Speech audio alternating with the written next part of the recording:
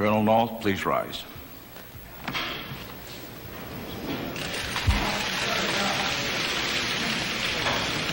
Do you solemnly swear that in the testimony you're about to give will be the truth, the whole truth, and nothing but the truth, so help you God?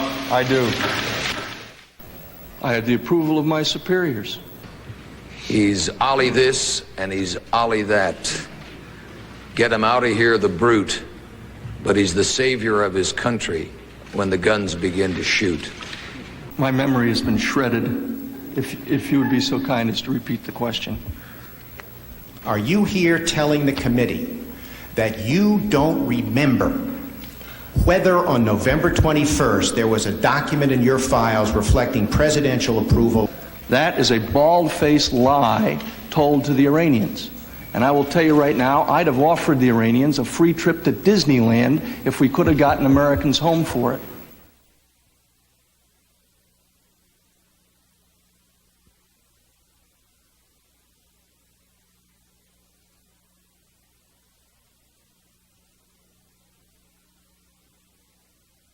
I don't think there is another person in America that wants to tell this story as much as I do, sir. Thank you, sir.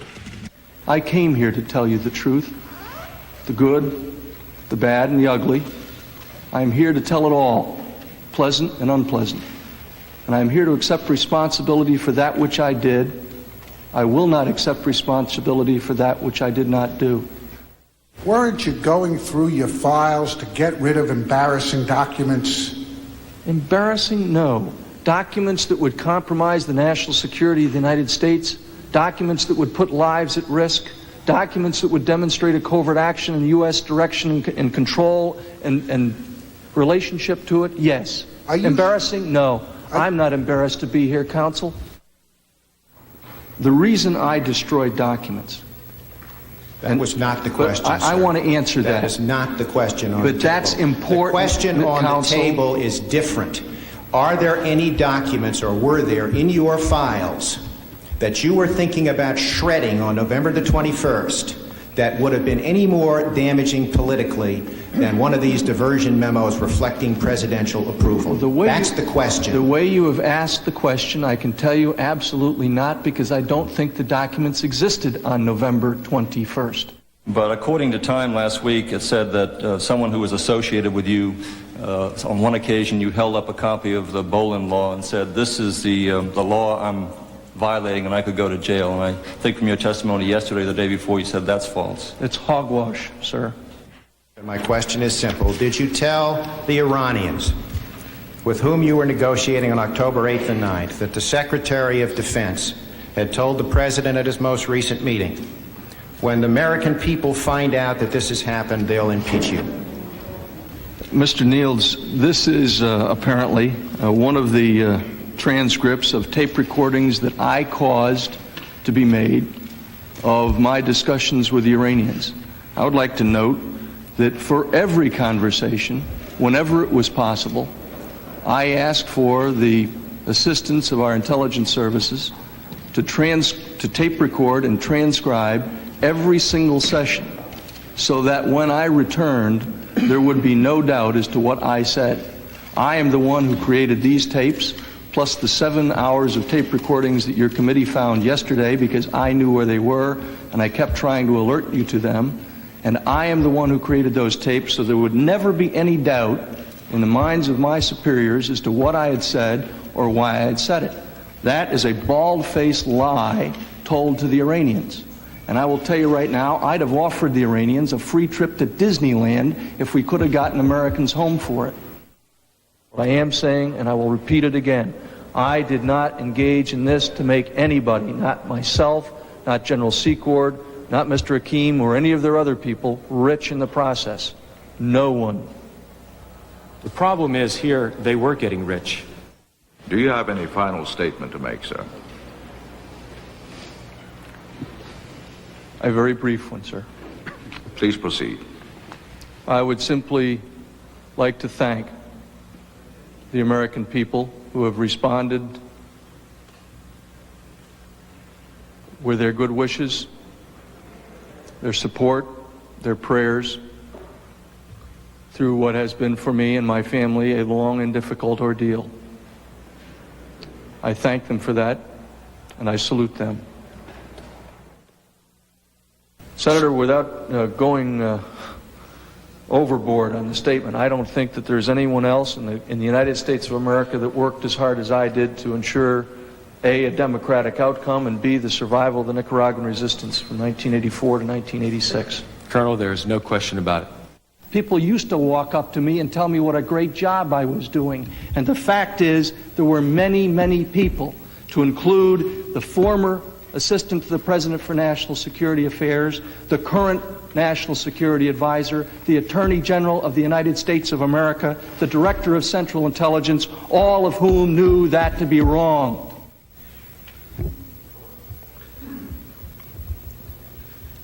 Counsel, I think I've answered the question as best I can. I'm not too sure who you want to blame for committing who. If you want to blame me for committing others, that's fine. Now, you were involved in providing the bank account number to Elliot Abrams for the Brunei solicitation, right? I was. The fact that the number was transposed was just an error that you never noticed. Had I noticed it, it wouldn't have been transposed. Now,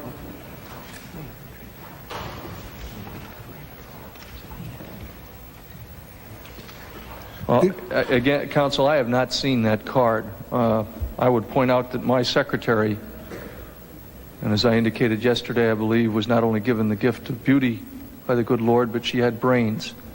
And I think that the committee had the chance to see that. She made very few errors. And I don't know that she made the error on that card or someone else did. Or that was precisely the card that was carried to give to the representatives of the Brunei government. You indicated that the Iranians at that time were very distrustful of about everybody. I think you characterized them as being unsophisticated. They were angry at being scammed, I think is your word, by the Israelis back in November of '85. They were sort of on the ragged edge of rationality. They could kill the hostages at any time just by giving the word to their Lebanese captors. But in spite of this, we agreed to a program whereby we inflated the cost of those munitions 300% or 400%, and then we're going to use that residual margin for the Contras and other special programs. And the Iranians found out at some point that they were being gouged, and they complained rather bitterly about it, and then we were left with the only alternative of coming up with some phony price lists rather than try to reduce the price. And it occurs to me that didn't this run the very risk at the time when the Iranians were so sensitive about being gouged and taken advantage of and lied to by a host of people, at that very time that we would risk the lives of the hostages that you were very passionately concerned about, as evident from the record, by combining these two covert programs in that fashion? It did, and we discussed that at length, Director Casey and I recall at least one occasion where the Admiral and I discussed it. The fact is that we knew that the Iranians would pay even more than we were charging from intelligence that we had gathered. We knew that during the first channel, for example, that Mr. Ghorbrani Farr had a little frolic and diversion of his own going on, in which he had pocketed at least some for himself, if not for others, a considerable sum, and that even the prices we charged, he further inflated. And so we judged that risk to be minimum, given that they would basically pay whatever they could to get these items or weapons from the source, whatever source they could. And what you're saying is that even after that, which occurred before lunch, you were there taking batches of documents past these attorneys from the Department of Justice and shredding them, and they weren't saying, stop, we'd like to look, what are you doing, we're concerned. None of that, right? I'm not trying to leave the wrong impression, counsel. Okay, what I'm saying to you is, I thought, and perhaps they thought, and I'm trying to be in several people's mind at once, is that they were looking for the facts on what had transpired in September and October, November of 1985. All right? And what I was told they were looking for, I thought was in the files that I gave them. Let me finish. I was also engaged in a number of other projects of national security importance. The fact that I was shredding documents, I don't think would be unusual to them. This was, after all, an office with a shredder in it. I mean, I'm not trying to say that these guys were just letting me willy-nilly go and shred documents. I had a shredder for that purpose. If I'd finished reading a top-secret cable of intelligence value, you don't leave those things sitting around your office. You destroy them after you read them. And that's what I was doing. Were you taking single documents over to the shredder, or were you taking files over to the shredder? I was not taking files. I would go through a file. I was sitting at my desk. They were working 10 feet from me. And we would go, they were working on their projects. I was working on mine.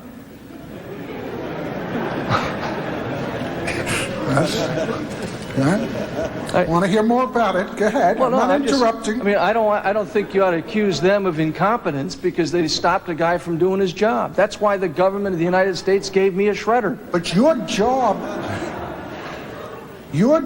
on that day was to get rid of files, wasn't it? That's what you came in for. No, that isn't what I came in for. I was working desperately, among other things, and I received 2 or 3 phone calls on it to keep the hostages alive.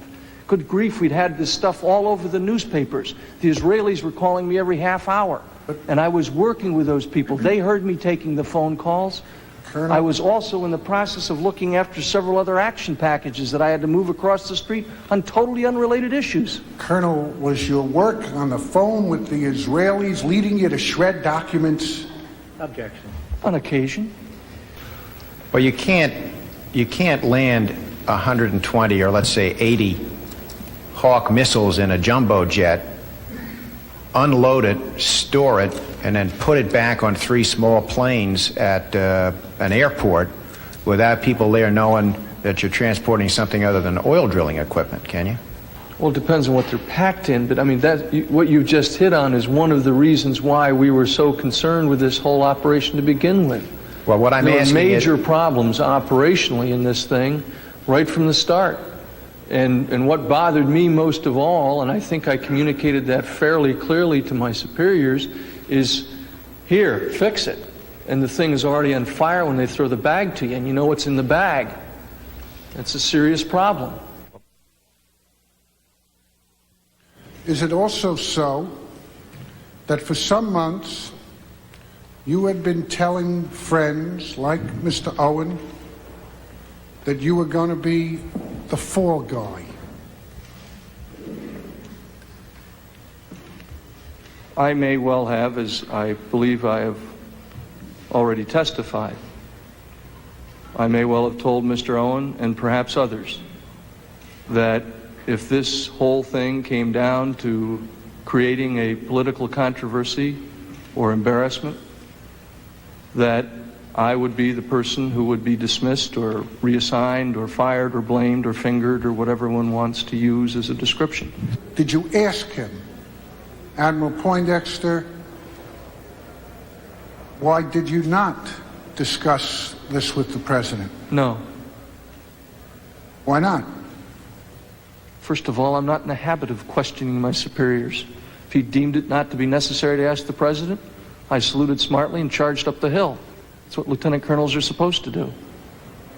I have no problem with that. I don't believe that what we did, even under those circumstances, is wrong or illegal. And I've told you I thought it was a good idea to begin with. I still think it was a good idea, Counsel. And have you wondered why, if it was a good idea, that the President of the United States dismissed you because of it?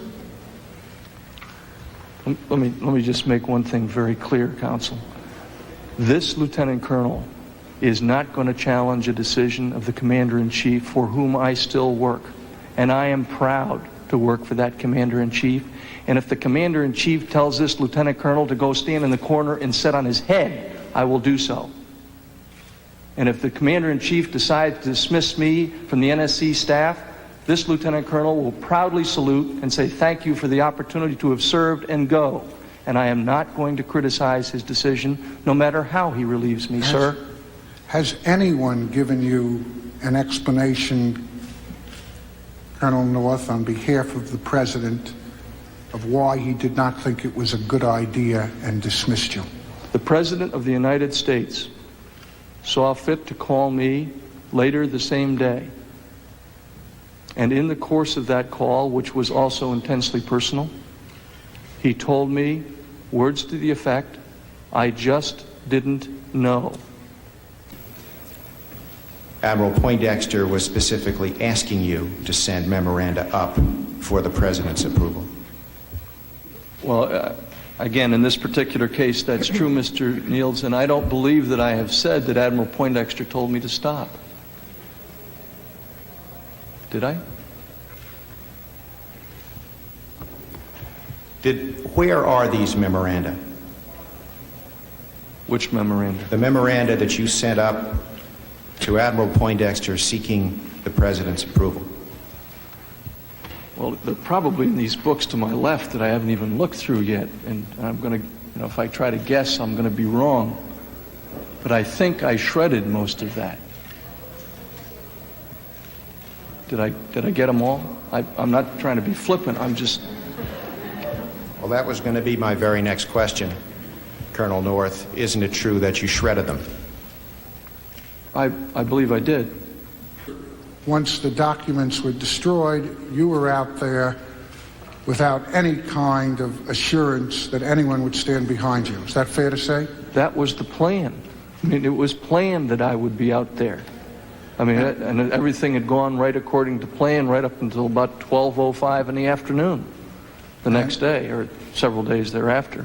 And when the plan changed was when you had the IC, or the criminal investigation, announced. Well, I don't know where, in who else's mind, the plan changed, Counsel.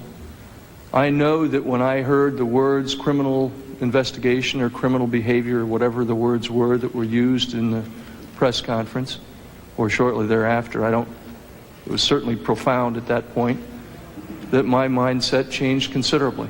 And there was probably not another person on the planet Earth as shocked as I was to hear that someone thought it was criminal. And I can tell you that that shock was compounded when I heard later that there was to be an independent counsel, and further compounded when I was the only name in the appointment order for that independent counsel. The only person on the planet Earth named in that appointment order, Counsel. I think every single penny that's left ought to go to the Nicaraguan resistance. Well, and save the taxpayers a couple of dollars. We asked Mr. Hakim about that, who has control over it, and he would not agree to that. Give me 10 minutes with Mr. Hakim. You think if you have 10 minutes that you can get Mr. Hakim to turn over that $8 million? If I could meet with anybody without a bunch of lawyers around, I reckon I could, sir. I admire Lieutenant Colonel North for his professional integrity and beliefs, his personal commitment to this country, and his ability to be a friend when one is needed. I'd like to take the time to reflect a little bit on Colonel North's, what I was very touched by one time. We were working in the office, and we were working on a crisis, and a gentleman walked in the office and delivered us a copy of the National Bipartisan Commission report and explained that an American citizen, an electrician, had found it in a hotel and had seen the presidential seal and thought it to be in a very important document that he should get back to the White House. And it made its way up from the sit room, I believe, to Colonel North because it had to do with Central America. Colonel North at this time said he was very touched by the fact that someone had taken the time to return what he thought was an important document. And he was touched by it also, and said, I think we should try to see if we can't get the president to write this man a letter and thank him. And I think that reflects a little bit on Colonel North's sensitivity. I think it's important. I suppose that what has been most disturbing to me about your testimony is the ugly part. In fact, it has been more than ugly. It has been chilling and, in fact, frightening. I'm not talking just about your part in this, but the entire scenario about government officials who plotted and conspired, who set up a straw man, a fall guy, officials who lied, misrepresented, and deceived, officials who planned to superimpose upon our government a layer outside of our government, shrouded in secrecy and only accountable to the conspirators. I could go on, but we both know the testimony, and it is ugly. In my opinion, it is a prescription for anarchy in a democratic society. Don't tell him what it includes. Well, I think that if a witness is looking at something, that I, as counsel, am entitled to see what he's refreshing his recollection on. I think you're wrong. That's a product of lawyers working with clients. And you think that a witness is entitled to read something and that we're not entitled to see what he's reading? He's entitled to use his notes and to preserve the attorney-client privilege. Everything in that book is a product of the attorney-client and work product privilege. Mr. Lyman, and you know that. Are you able to recall your conversation with Admiral Poindexter on the 21st about the diversion without looking at that book? That's none of your business either. You just ask him the question. Please address the chair. Mr. Chairman, let's get to the substance of these hearings and stop trying to get off his back. I've never for a moment, over the years that I have known you, doubted your good intentions. To free hostages, to seek democracy in Nicaragua, to fight communism, and to advance the best interests of the nation. Despite your very good intentions, you were a participant in actions which catapulted a president into the most serious crisis of his presidency, drove the Congress of the United States to launch an unprecedented investigation, and I think probably damaged the cause or the causes that you sought to promote. It is not my task, and it is not the task of these committees to judge you.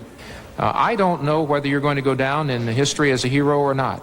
I don't know what the fate of all of the discussions we're having here will be. I know there were some mistakes made you've admitted to. There are some things I'm sure you and I would disagree about with regard to some of the policies, though many of them I agree more with you than some of my colleagues do. I do know that Douglas MacArthur was and is to this day considered a hero, and yet he was fired by President Truman. So I would say that you don't have to be perfect to be a hero. And one thing is for certain, Colonel Oliver North, you've served your country admirably. You have been a dedicated, patriotic soldier, and there's no question you've gone above and beyond on many occasions the call of duty. What concerns me from your testimony, and I'm not saying it's your policy, I'm willing to take responsibility, sir. You're simply following orders. I don't think that's an excuse for doing something against the law. Well, let me make this statement and ask you if it's correct. Not a single official elected by the people of the United States of America had any knowledge about the use of that fund. Is that correct? From the beginning of the history of mankind, organized societies, whether they be tribes or clans or nations, have nurtured and created heroes. Because heroes are necessary. They serve as a cement to unite people, to bring unity in that nation. It provides glory to their history. It provides legends. We have many heroes. I believe during the past week we have participated in creating and developing, very likely, a new American hero. Like you, who as one has felt the burning sting of bullet and shrapnel and heard the unforgettable and frightening sounds of incoming shells, I salute you, sir, as a fellow combat man. And the rows of ribbons that you have on your chest will forever remind us of your courageous service and your willingness, your patriotic willingness to risk your life and your limb.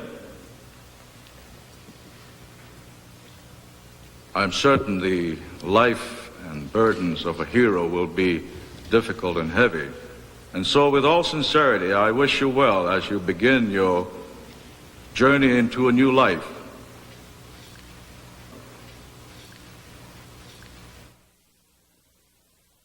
And one question the American people would like to know the answer to is, what did the President know about the diversion of the proceeds of Iranian arms sales to the Contras?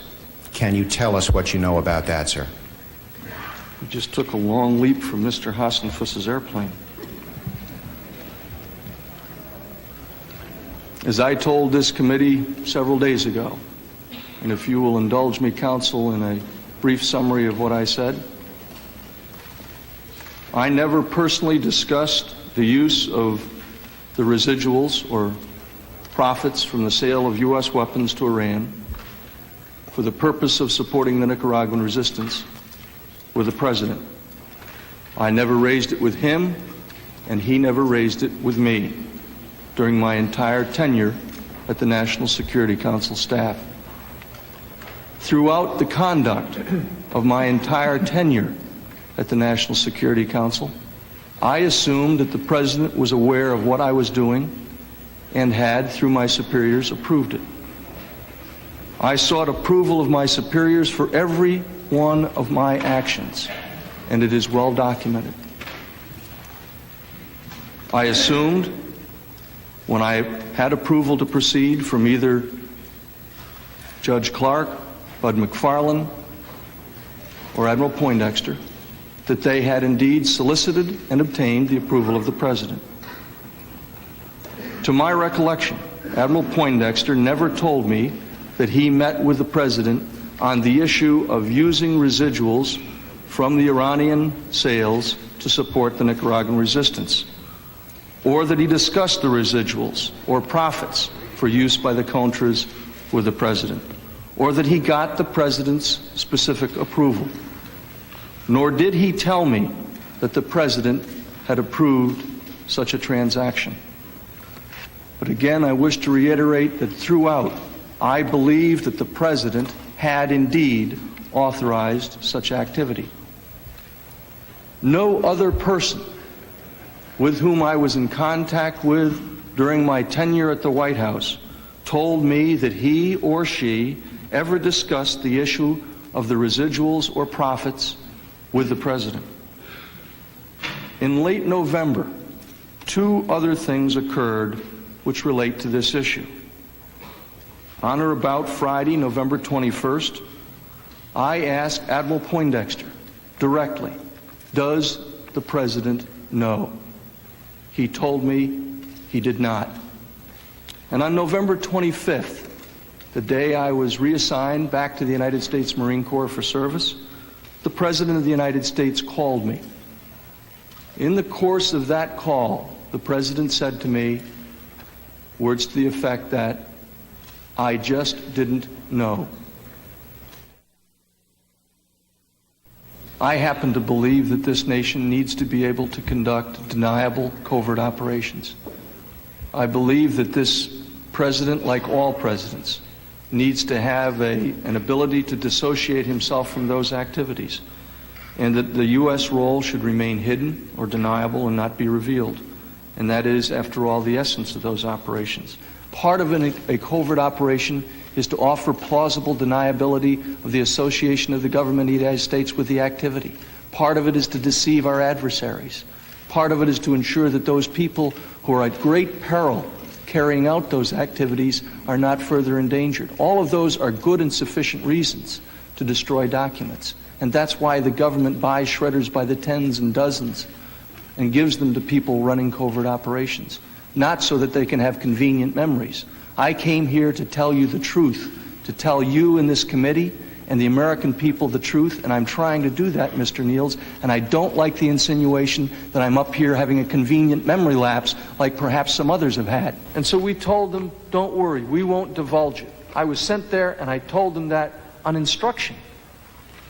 Now my answer toward protecting individuals and protecting the role of foreign governments and protecting the nature of the support to the Nicaraguan resistance, I mean, after all, if we had announced in the newspapers, Counsel, that we were building an airfield in a Central American country to support the Nicaraguan resistance and told the American people, and unfortunately had we told the Congress, it would have become public and the Sandinistas would have known about it. Well, sir, you have already testified that Izvestia had written about it. Izvestia didn't write about newspapers had written about it. Our newspapers were writing about it. But they weren't writing about it in specific detail. Are you saying the Sandinistas did not know about the resupply operation? I'm telling you, Sandinistas didn't know what time of day and night that the airplanes were taking off. Did Congress inquire what time of day or night the airplanes were taking off? No, but that's what They asked whether you were engaged in supporting the Contras during the pendency of a law that prohibited it. Counsel? That prohibited... Excuse me. Mr. Chairman, there were two interruptions there, and I know that lawyers can sometimes get excited and fire rapid questions, but I'm asking that we be particularly sensitive to permitting the witness to finish the answer. That matter has been brought to my attention. Counsel, proceed. You denied Congress the facts. You did. Denied the elected representatives of our people the facts upon which they needed to make a very important decision for this nation. I did because of what I have just described to you as our concerns. And I did it because we have had incredible leaks from discussions with closed committees of the Congress. I was a part of, as people now know, the coordination for the mining of the harbors in Nicaragua. When that one leaked, there were American lives at stake. And it leaked from a member of one of the committees who eventually admitted it. When there was a leak on the sensitive intelligence methods that we used to help capture the Achille Lauro terrorists, it almost wiped out that whole channel of communications. I mean, those kinds of things are devastating. They are devastating to the national security of the United States. And I desperately hope that one of the things that can derive from all of this ordeal is that we can find a better way by which we can communicate those things properly with the Congress. Our emphasis on a political rather than a military solution to the situation was as close as we ever came to influencing the military aspect of their struggle. Is that statement true, sir? Well, it is partially true. I'm not saying that all of the rest of it's true. What I am saying to you is that I continue to believe, as I did then, that there will ultimately have to be a political solution. War is, after all, a political endeavor. And I do not believe that we're going to see a victory march down the streets of Managua. What I do believe that we can achieve is a democratic outcome in Nicaragua as part of a political process. Starting in the spring of 1984, well before the Boland proscription of no appropriated funds made available to the DOD or the CIA, etc., I was already engaged in supporting the Nicaraguan resistance and a democratic outcome in Nicaragua.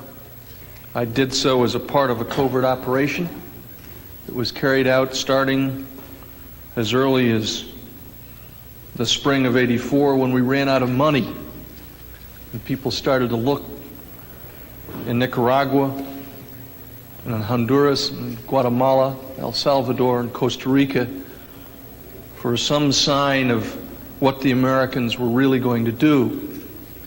And that help began much earlier than the most rigorous of the Boland proscriptions.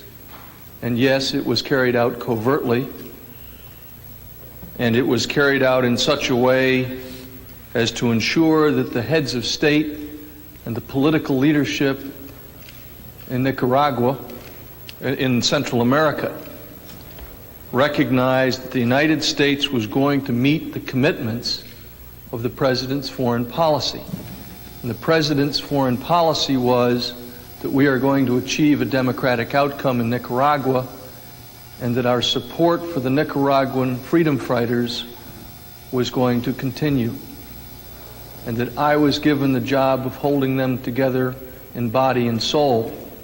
And it slowly transitioned into a more difficult task as time went on, and as the CIA had to withdraw further and further from that support, until finally we got to the point in October when I was the only person left talking to them.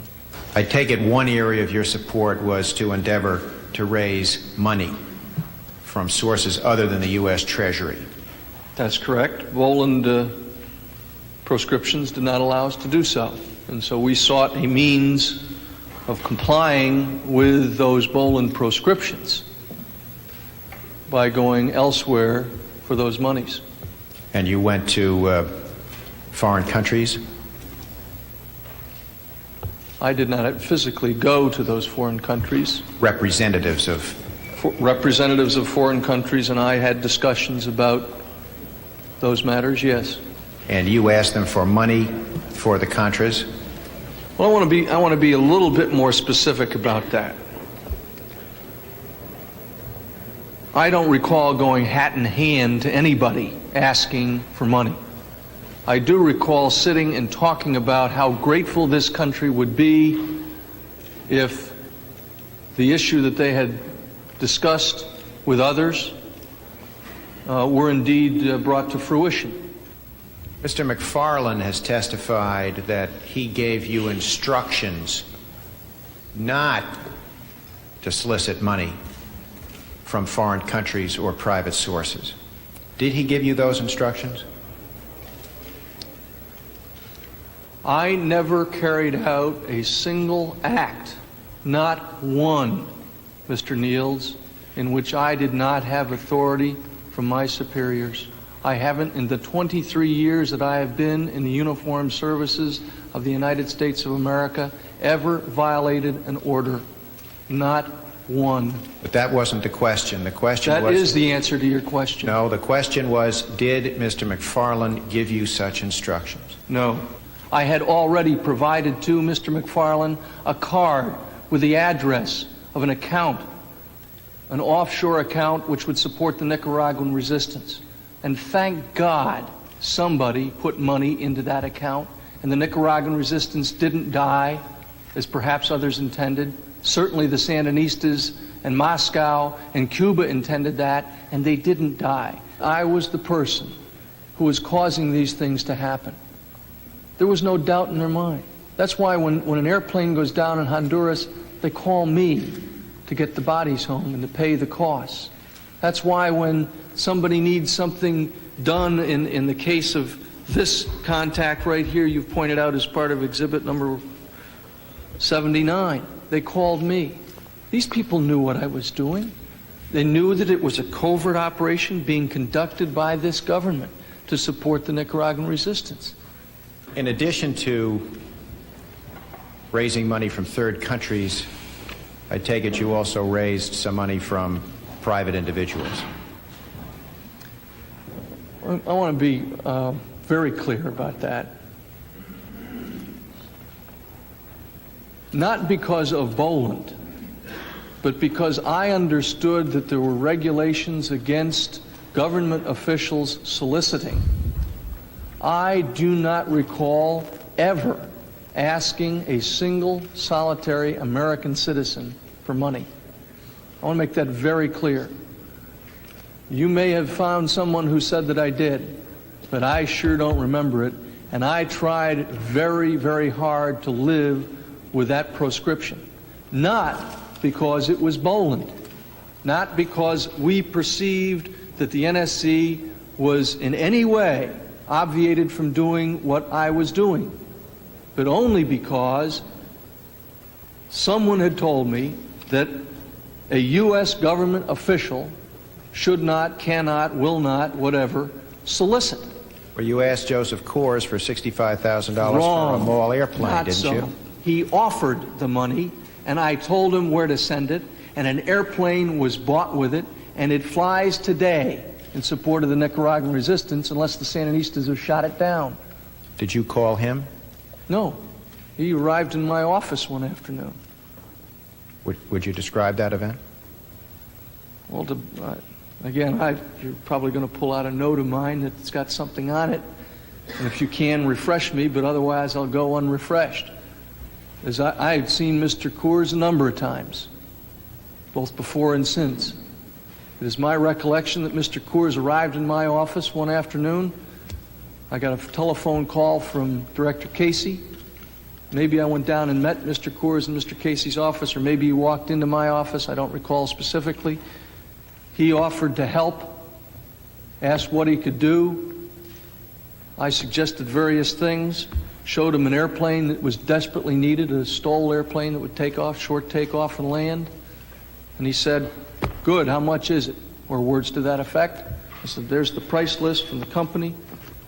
And Mr. Coors then made available that sum, and it was put in the account, and an airplane was bought with it. But I didn't ask him for that money. He offered it. This afternoon, I'd like to ask you what actually did happen. And perhaps we could take first the August-September shipment of tows. And I think it might be most helpful if you simply would describe for the committee what your understanding and role was in that transaction at the time it happened. Would you do so, please, sir? The August-September 85 shipment is the one I believe you're referring to, sir? Correct.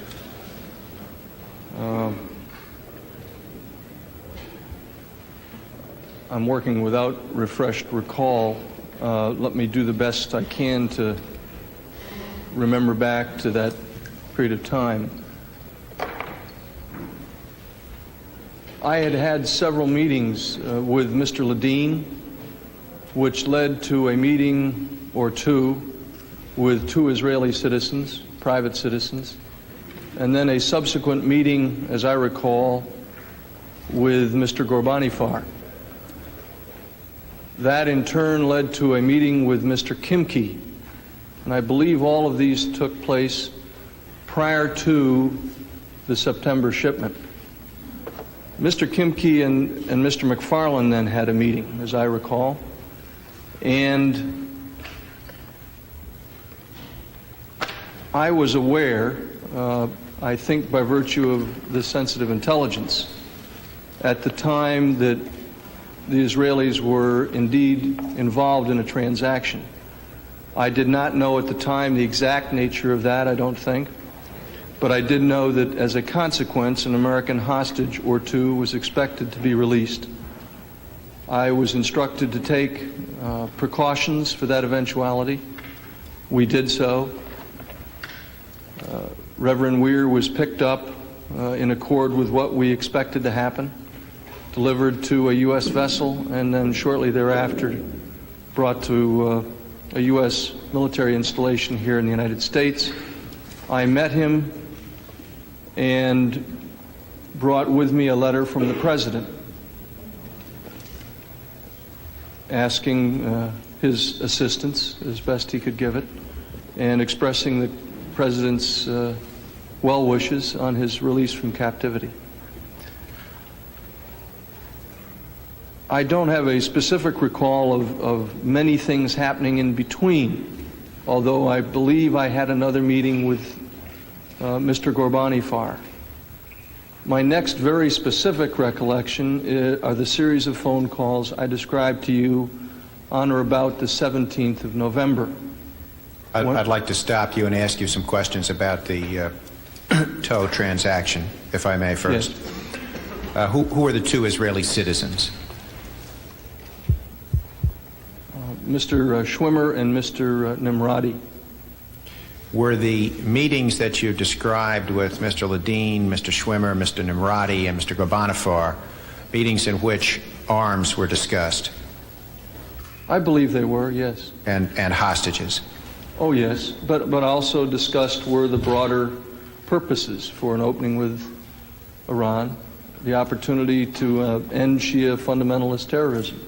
What was your authority for participating in those meetings? Well, Mr. McFarland's authority as an NSC staffer. So that Mr. McFarland was aware of the fact that you were having these meetings and he had authorized them? Well, I did keep Mr. McFarland apprised of those, yes I did. Normally through the prof system, I think. Was it your understanding that Mr. McFarland had already had similar meetings himself with either the two Israeli citizens, Mr. Ghorbanifar or Mr. Kimki? I came to the understanding, and I'm not sure exactly when it was, that Mr. McFarland and Mr. Kimki had met several times, and further that there had been, by the time, I guess, October or November got around, that there had actually been discussions of this with the President. I was not a party to any of those discussions with the President, but I was told at some point that the President had authorized these Israeli transactions to proceed during the summer in July. At some point in December, while I was overseas, there were meetings held at the White House among a number of cabinet officers in which apparently these issues were discussed. And subsequent to that, there was a finding done giving retroactive ratification to what had already transpired that cabinet officers were also aware of. The proposal as it was being advanced to me was that this is in our interest to achieve a strategic breakthrough with Iran, to establish contacts with moderate or pragmatic elements within Iran. And I happen to believe that. I think it was in our interest. I think it still is in our interest that if we have a means of establishing some kind of a strategic relationship with this country, that it serves our interests. And so, as I recall, the discussion started out in a very philosophical vein, but quickly moved beyond that over the course of several weeks to discuss specific activities that would allow that breakthrough. My guess is, and I'm trying to put myself in someone else's shoes, what they wanted to do was to get our acknowledgement, acquiescence, concurrence in providing these materials that they otherwise could not legally or correctly move. Would you simply pick up the story of the Hawk shipment, starting with that call that you received from the Israeli official, and tell us in your own words what you remember? And we know that this is a more complicated story than the tow shipment, and you can rely on me to ask you some questions after you've told your narrative. All right, sir. It is my recollection that on November 17th, I received a phone call in the evening from an Israeli official who was in New York, indicating a problem. I then, I think, while I was still on the line with him, got a call from Mr. McFarland. My contemporaneous note at the time indicates that the two calls were, if nothing else, sequential. I take it this was a call from Mr. Rabin. It was. And what was the problem? Well, he did, at that point, he didn't go into it in any detail, that there was a problem with a shipment, a movement on the project that I knew about. I then got a call from Mr. McFarland from Europe telling me that Mr. Rabin would call. I told him I'd already talked to Mr. Bean. He said, look, just, you go take care of that problem. This was a transatlantic open line telephone call, as I remember it. And so my recollection is I flew up immediately to talk with Mr. Rabin. He then sent several of his Ministry of Defense representatives to talk with me. It was in that period of time that I became aware of what was really trying to be moved. Now, I may have already known some of that from sensitive intelligence, but the full parameters of it were laid out for me by Mr. Rabin and his representatives. As I recall, the Director of Central Intelligence was out of town, and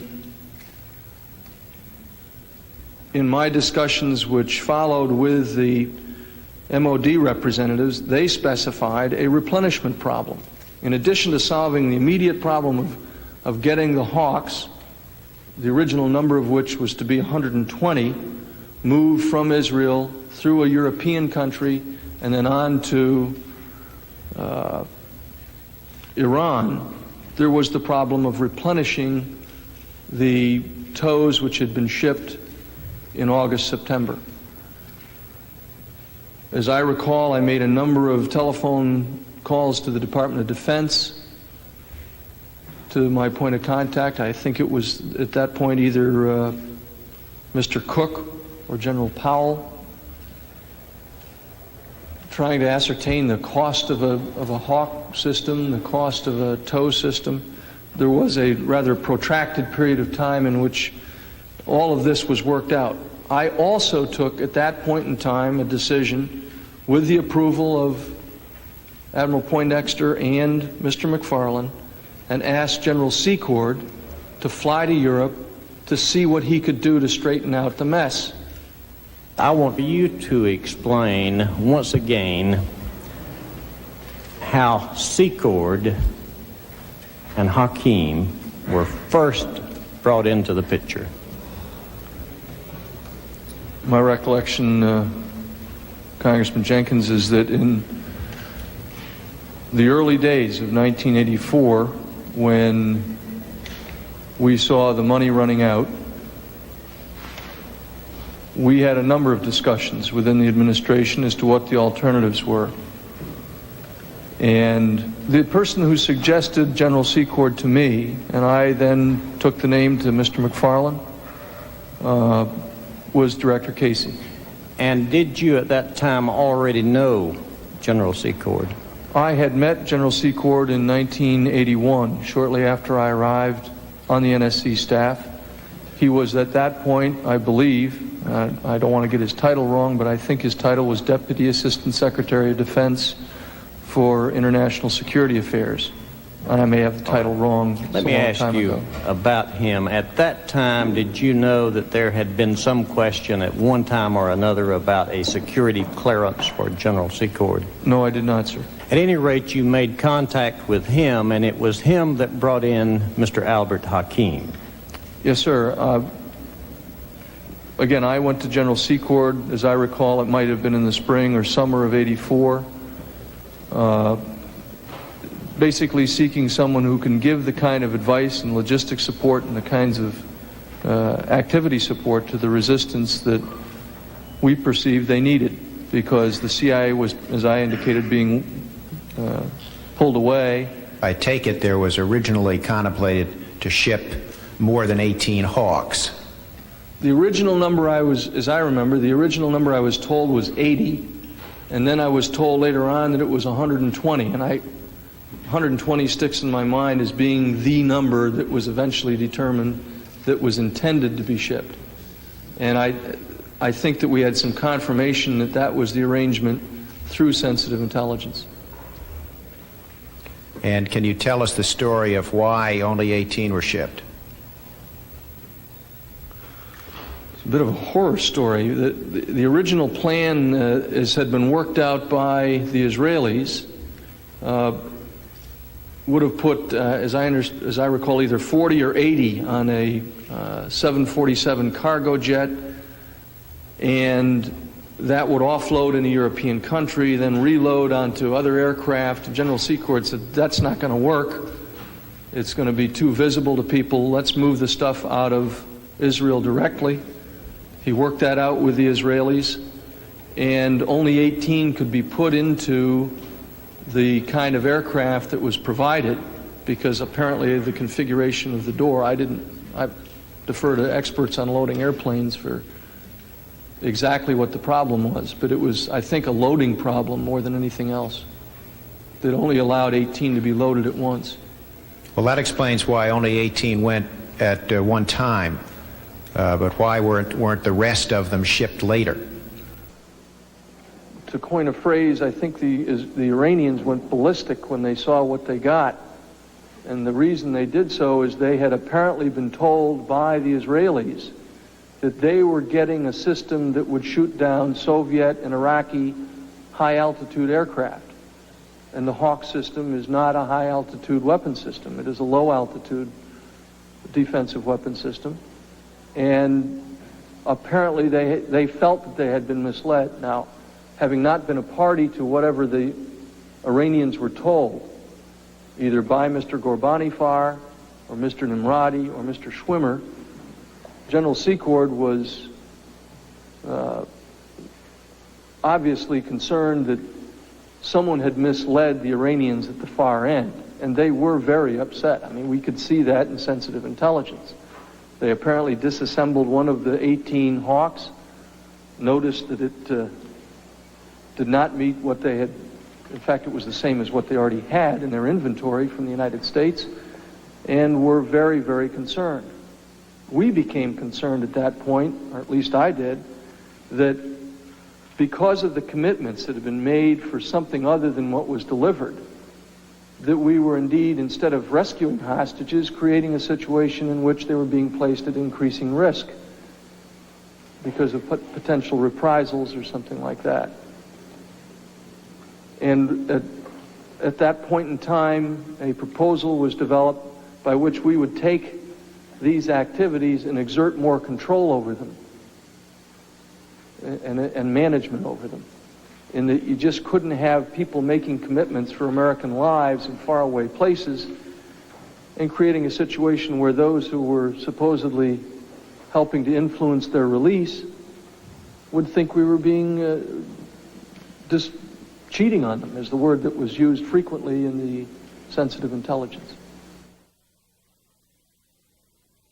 Colonel, did there come a time when the pricing of the arms to Iran, which were yielding the profits, began to cause a problem? I'm not quite certain, Counsel, whether it was the pricing or simply the person we were arranging it through, but there was some difficulty with that, yes. In fact, did there come a time when you were advised that Mr. Ghorbanifar was saying that the Iranian government had concluded that it had been substantially overcharged? Yes, that's correct. And he reported that the Iranian government had gotten hold of some microfiche of Defense Department prices? In fact, to be more explicit, the Iranian government was apparently still on the mailing list for those microfiches. And he said that looking at those microfiches and what Ghorbanifar had charged them, there was a 600% markup or something like that. I'm not sure of the percentage that he alluded to, but he did indicate that they had been overcharged. And when you first got deeply involved in December and January, one of the problems you had encountered then was that the Iranians were claiming that they had been cheated by Nimrati et al., right? The cheating in that case was the delivery of a system that did not fulfill their expectations and what they had been told that it would do. And now it was not, as I understood it, an issue of price, but more of capability. And now you were faced with accusations from the first channel that they were being cheated by our pricing. right? That was what he told us, but it turns out that it was not so much an internal Iranian problem, I don't think, so much as it was his personal problem. Did you discuss with Mr. Casey that you had to find some way of dealing with the claims of the first channel and their financiers? Is that fair to say? Yes, although I must tell you that there were many who advocated, not many, but some who, there weren't many who knew about this, but within the group of people who knew about it, there were some of us who advocated letting Mr. Ghorbanifar deal with it himself. It was a problem that he had created. I would point out that although we had certainly run the charges up, Mr. Ghorbanifar had almost doubled it on top of that. And so many of the problems that were created were of his own design. Is it a fact that the problem that you were concerned about was his threat or the threat of his financiers to make this public? Well, yes, absolutely. And so an operation that had been kept quiet from Congress was now in danger of being blown by people who said they hadn't been paid. Well, again, I don't want to leave anyone with a misapprehension that it was simply a matter of keeping it secret from Congress. As I have testified for nearly 4 days, this was an operation that was to be kept secret across the board.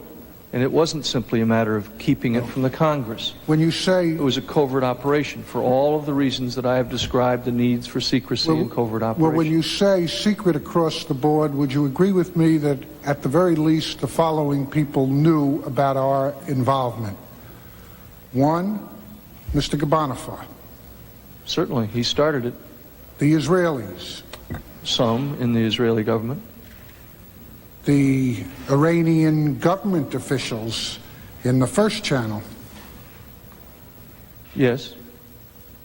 The Iranian government officials in the second channel. That's correct.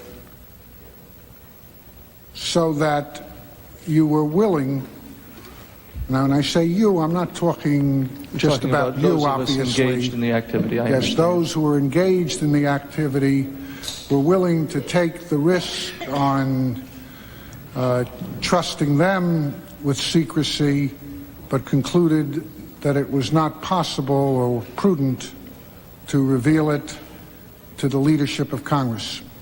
That's what it comes down to?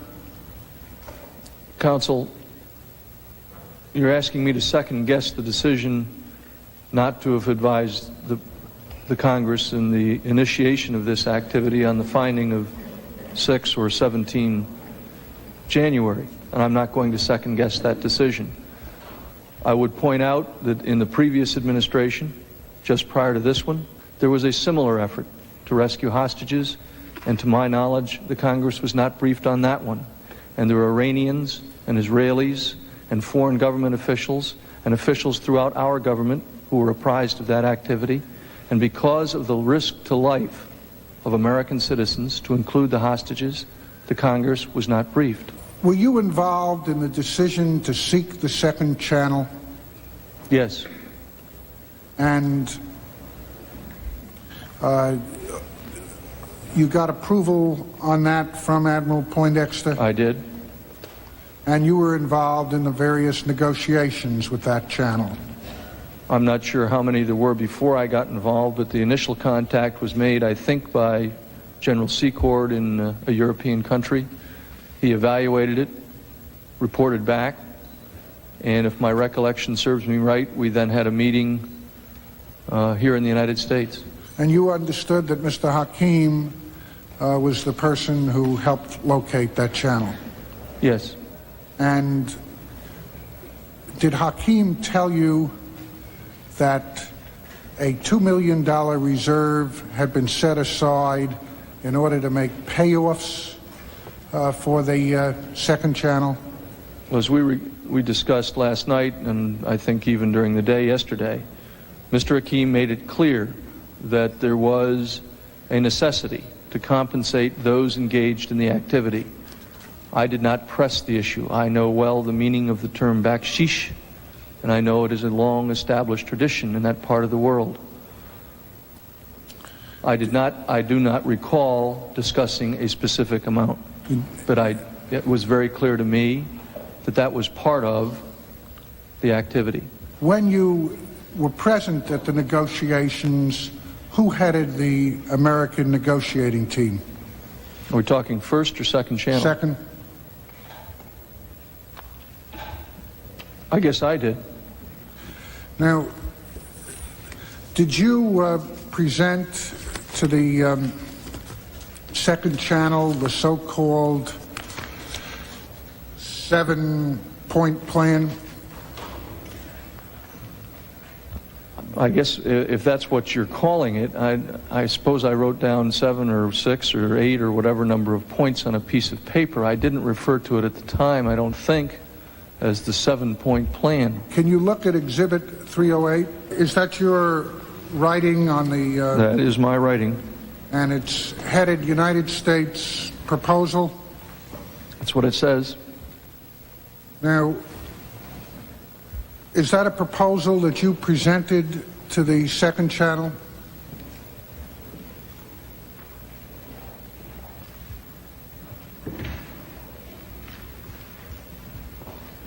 I'm sure it was. I don't recall whether this was done at the meeting in Washington or the meeting in Europe, but I'm sure that that is one of many proposals, all of which I had tape recorded by the Central Intelligence Agency or by myself with Central Intelligence Agency equipment, so that there would never, ever be any doubt as to what I was saying or obligating or committing to. Now, Colonel, before you made your proposals to them, did you get authority from anyone as to what you would, as you just said, commit to or present to them? In general terms, yes. And as you can see, one of them were all American hostages released right up at the top. Do you recall having a discussion on this subject in Germany? As I said, I thought maybe this was what I presented in either one of the meetings in the United States, in Germany, in Geneva, Paris, I think this has the other places that we this met. has been identified and was produced by Mr. Hakim as being presented in Germany. Was there a date on this? And I could check my travel schedule, but there wasn't. You may have a different I don't think that the location is all that important. Did you also talk about the fact that there were 2 million homeless people in Iran? Which also happens to be a fact. And did you talk about the fact that the United States would supply aid, like a Marshall Plan, for them? I talked about the fact that they ought to get beyond the issue of trading a few weapons for a few live bodies, and that what our initiative was all about was a reopening with Iran, and that the President of the United States shared those concerns. The fact that I exaggerated my connection with the President of the United States in order to further this initiative, I have already admitted to. The fact is, we in this country have always expressed concern for those kinds of matters. And the fact is, if we could have gotten beyond where we were and established a relationship with Iran, I am confident that we would be doing something for the millions of homeless in Iran and the hundreds of partial paraplegics and those who need prosthetic limbs on both sides of that war. Did you say words to that effect that you've just expressed with this Yes, conviction? and they here? are on the tape. Now, Colonel, you have talked about the fact that you found yourself very much involved in the management of a covert operation.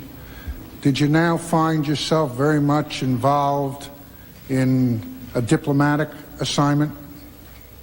My whole purpose, as is also on the tape, and is also in the memoranda that I sent forward to my superiors, my whole purpose was to find a way of establishing contact so that a senior U.S. official, and the names of those officials are in the memoranda that I sent to my superiors, could eventually have a meeting with senior Iranian officials, that it would be feasible politically for both sides to be able to do that. and the names of those officials are in the memoranda that I sent forward. The suggestion that the Vice President or the Secretary of State meet with senior Iranians for the purposes of ending that horrible conflict, which happens to be the largest war on the planet Earth right now, would be to the best interests of our country and both of theirs. We were in desperate need of a translator. As I have indicated earlier, there was no translator available within the CIA at that point that could provide those kinds of services. I did not speak Farsi. The Iranians with whom we were talking obviously spoke Farsi, but not English.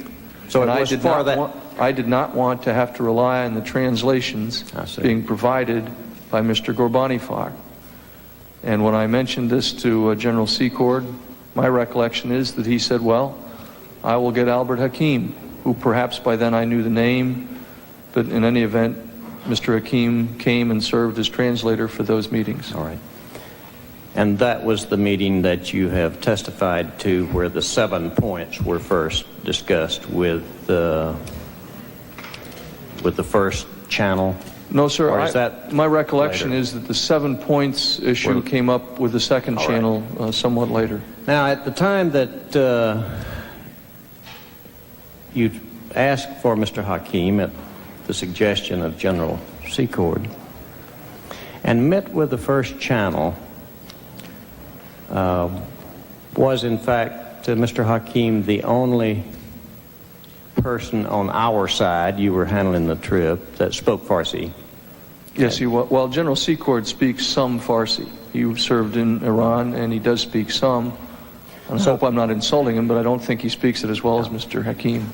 Did you stop to think at all, and I know that you sought approval from your superior, that the only person negotiating for the United States of America with Iran that ultimately obtained the agreement was a private citizen who had a substantial financial interest in the outcome of those negotiations? I don't believe that I communicated that to Admiral Poindexter, no, sir. And that never concerned Admiral Poindexter or yourself?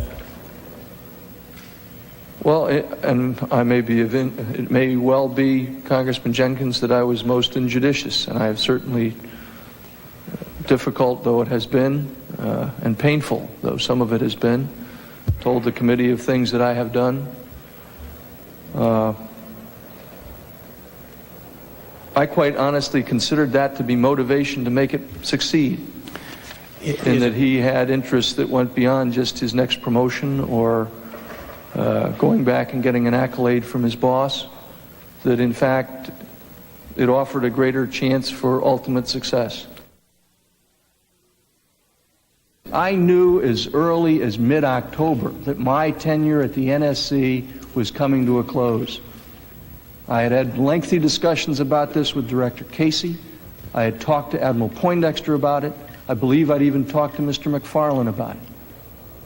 And I stood there beside my safe, and I was pulling out things out of the safe and looking at them, and occasionally I'd drop one in the shredder, which was right next to my safe. As I recall, my secretary then walked over to me and said, "Why are you doing this? You know, you could be doing work on the chronology or doing work on something else. Let me help," or words to that effect. She then asked me, "What about the phone call logs and things that are yours personally?" And I said, "They probably ought to go." And it's my recollection that most of this stack of foot and a half, or however it's been described in earlier testimony, consisted of phone logs, things that I had been told during my tenure at the NSC staff were mine and mine alone, plus the prof's notes that I considered to be mine and mine alone, deeply personal communications between me and my colleagues, and in some cases my superiors. And I asked her to put those in the shredder, because those I considered to be mine. Not that they specifically related to this activity, but simply that they were not going to go anywhere and they ought to go in the shredder. And so what has been created is this sensational, horrible, final, last-minute, last-ditch shredding. And it wasn't that at all. You'd already done that shredding. I thought I had gotten it all. That's correct, Mr. Niels. And the fact that you shredded a whole stack of documents in the afternoon of Friday, November 21st, right after you had heard the Attorney General's people were coming to look at documents in the morning, is a pure coincidence.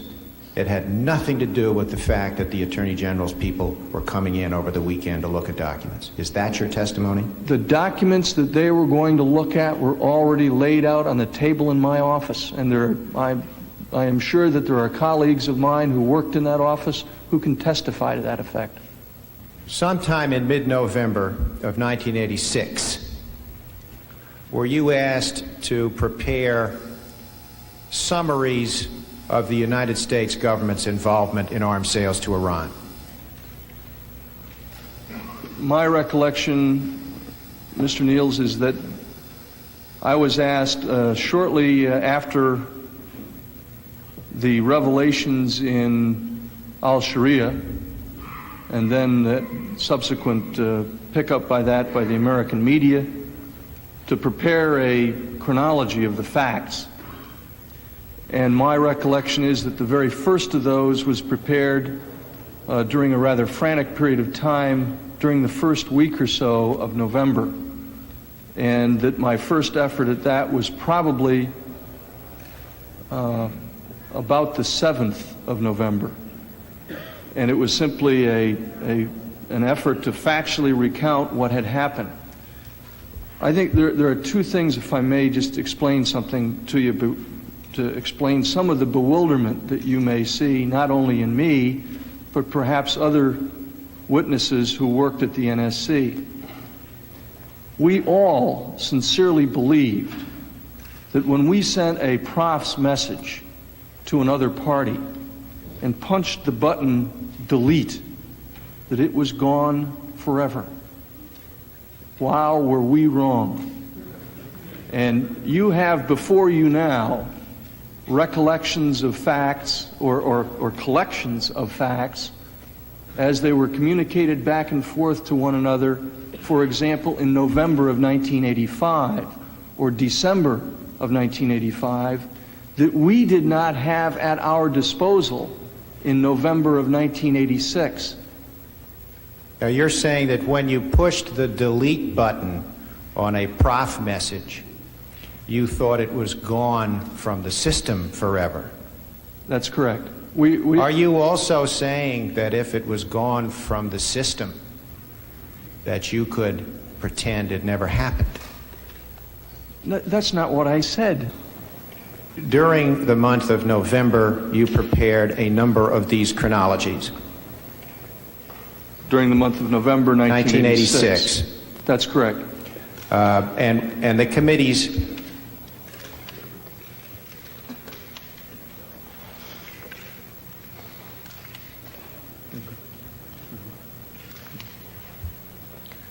The committees have a number of these chronologies which we were given, which have been obtained from your office at the White House. The most recent, the final version, was done on November the 20th and is Exhibit 23 in your second book of exhibits. Well, counsel gets that out. I would take issue with one word that you just said, counsel, and that is final version. I don't believe that prior to my departure a final version was ever done or completed. Do you recall that on Monday morning, the 24th, the shredder was full and overflowing? I don't remember that it was necessarily Monday, but I do remember that happened at some point, yes. Do you remember shredding documents during the lunch hour on the 22nd when the representatives of the Attorney General's office had left for their lunch? I remember shredding documents while they were in there reading documents. You're shredding them in their presence? Well, I mean, they were sitting in my office, and the shredder was right outside, and I walked out and shredded documents. More than a few pieces of paper, right? Pardon? It would be more than a few pieces of paper. Well, that's a pretty high-speed shredder. It eats them pretty quick. And I'm not trying to be light about it, but I mean, they were sitting in my office reading, and I'd finish a document and say, we don't need that anymore. I'd walk up and I'd go out and shred it. They could hear it. The shredder was right outside the door. Well, I'm not trying to be light about it either, but that you would go up there and take documents that they had finished reading? No. I want to be very clear. They were sitting, I had my office, and you've now had a diagram of this palatial basement office on the 3rd floor of the old EOB. It was up on the wall here somewhere.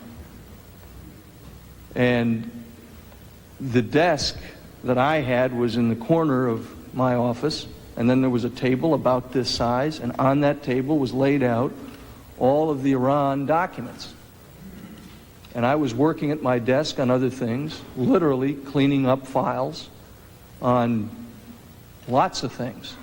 And when I'd finish with a handful of documents, I'd walk up, walk past them, walk out the door, you know where the shredder was, turn the corner, turn on the shredder, and drop them in. Is it also so that for some months you had been telling friends like Mr. Owen that you were going to be the fall guy? I may well have, as I believe I have already testified. I may well have told Mr. Owen and perhaps others that if this whole thing came down to creating a political controversy or embarrassment, and you remember again that Mr. Owen did not know, I don't believe, anything about the Iranian initiative, that I would be the person who would be dismissed or reassigned or fired or blamed or fingered or whatever one wants to use as a description, that I was willing to serve in that capacity. All of that assumed that this was not going to be a matter of criminal behavior, but rather one of deniability for the White House, the administration, or whatever, for political purposes. And when I say political purposes, I am speaking of not only domestic, but the international ramifications. That is one of the essences of plausible deniability in a covert operation. Let me ask you about that, really. You are a very articulate person and persuasive. In looking back on this, do you think that sometimes you may have persuaded your superior to take certain action even when cabinet members were opposed, simply because of your eloquence and very sincere beliefs? I have no doubt about that. Many times. I have indicated that I accept responsibility. Yes, I understand that. That's not a bad trait. It's a good trait, that you were able to persuade people. Isn't that correct? The good Lord gives us all certain gifts. And you certainly have a good one there that you should be very grateful for. I don't know. I only know that that's why I have said repeatedly that I want to find out, I want to get to the bottom of this and find out all that has happened.